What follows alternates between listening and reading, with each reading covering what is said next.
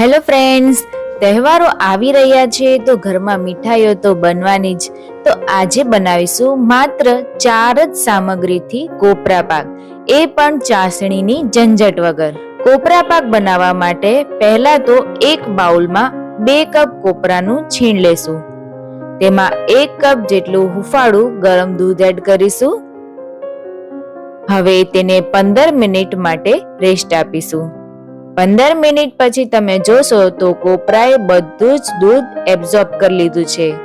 કોપરું આ રીતે પલાળીને કરવાથી કોપરા પાક એકદમ સોફ્ટ બને છે. હવે એક કડાઈમાં 1 ચમચી ઘી એડ કરીશું અને તેમાં પલાળેલું કોપરાનું ખમણ એડ કરીશું અને ગેસની ફ્લેમ મીડિયમ ટુ લો રાખીને હલાવીશું.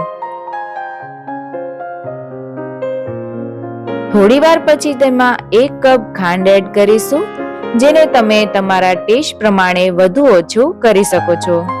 શરૂઆતમાં ખાંડ એડ કરવાથી આ મિશ્રણ થોડું ઢીલું થઈ જશે.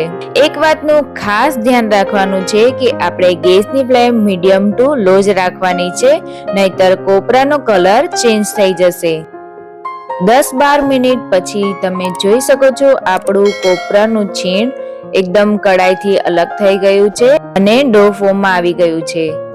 તો આ સ્ટેજ ઉપર આપણે ગેસ બંધ કરી દઈશું અને આના 2 ભાગ કરી લેશું અને એકમાં હું ફૂડ કલર એડ કરીશ અને બીજો પ્લેન રાખીશ.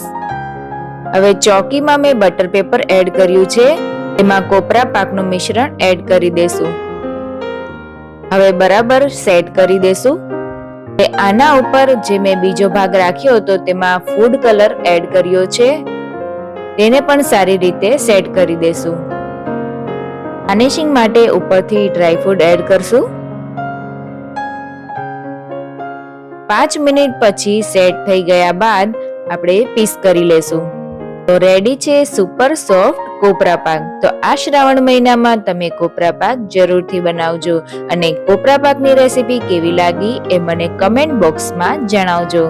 આવી અવનવી ફરાળી રેસીપી પણ તમે મારી ચેનલમાં જઈને જોઈ શકો છો. ઉમ્મીદ છે તમને કંઈક ને કંઈક નવું જરૂરથી મળશે. ફરી મળીશું નવી રેસીપી સાથે. ત્યાં સુધી સદા આનંદમાં રહો. જય હિન્દ.